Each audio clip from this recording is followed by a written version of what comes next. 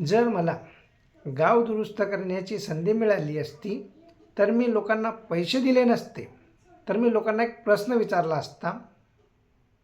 तो म्हणजे, तुम्ही आतापर्यंत किती कमाई केली आणि आयुष्यभर केलेल्या कमाईपैकी आता तुमच्याकडे किती शिल्लक आहे.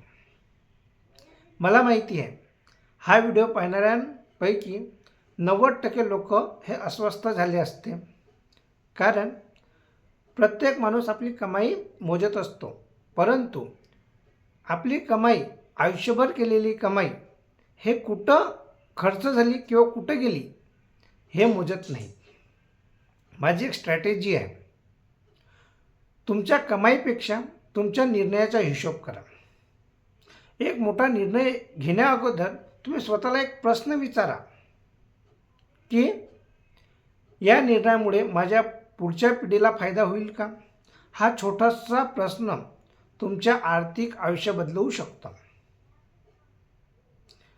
गरिबी ही पैशाच्या कमतरतेमुळे नाही, तर योग्य आर्थिक निर्णयाच्या कमतरतेमुळे पुढच्या पिढीकडे जात असते.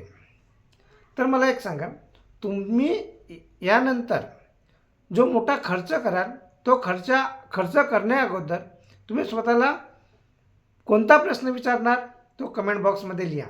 धन्यवाद.